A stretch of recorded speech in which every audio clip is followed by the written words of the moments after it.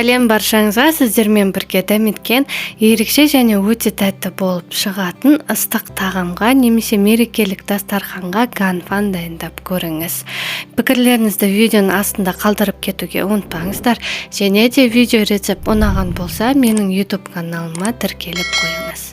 Рецепті дайындау үшін ұнға 1 жұмыртқа, шай қасық тұз, 60 мг сүт және де ерітілген сары май.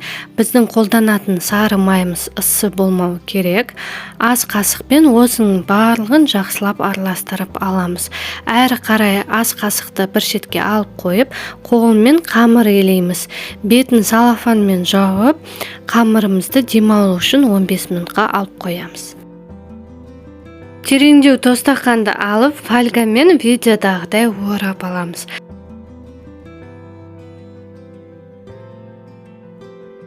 Содан соң қамырды дөңгелетіп жаямыз. Қамыр пеште пісіп жатқан уақытта көтерілмеу үшін жақсылап шаңышқымен, яғни вилкамен тесіп аламыз. Сонда біздің нанымыз тегіс болып пісіп шығады.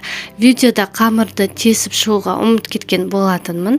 Қамырды вилкамен тесіп болған соң, жұмыртқаның сары уызын жағып шығамыз. Жаңағы фольгадан дайындап алған форманы алып, бетіне қамырды қоямыз. Формасына келтіріп болған соң, шеттерін түйіп аламыз. 180 градуста қызып тұрған пешке 30 минутқа қоямыз. Нан піскенше етті дайындаймыз. Етті жақсылап жуып, видеодағыдай тураймыз. Қызып тұрған табаға күнбағыс майды құйып, дәміне қарай тұз, бұрыш қосамыз. Менде тұздалған ет болғандықтан тұз, бұрыш қоспадым. Етті 1-2 минуттай қуырып аламыз. Жарты стакан су құйып, қақпағын жауып, орташа отта пісіреміз. Суы тартылған соң, сарымсақ, паприка қосып, араластырып, 2 ас қасық соевый соусты құйып, жақсылап араластырамыз. 4 бұрышты қылып туралған тәтті бұрыш және пиязды қосамыз. Пекинский капустың орнына орам жапырақты қостым. Осының бәрін жақсылап араластырып аламыз. Асты шапсып жатса, шамалы су қоссаңыз болады. Қақпағын жауып, 7 минуттай дайын болғанша дейін пісіріп аламыз. Өнерді дайындау үшін қызып тұрған табаға күнбағыс майды құйып, жақсылап жуылған күрішті қосып, 2 минуттай қуырамыз. Осының барлығын араластырып тұрамыз. Содан соң суды құйып, араластырып, бетін тегістеп, қақпағын жауып, ең аз отта дайын болғанша дейін пісіреміз.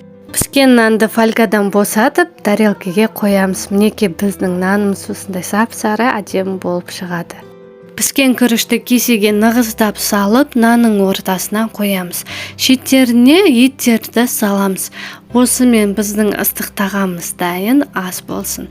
Видео рецепт ұнаған болса, достарыңызбен, туыстарыңызбен бөлісіп кетіңіздер. Және де менің YouTube каналыма тіркеліп қойыңыздар. Сіздермен бірге болған дәметкен.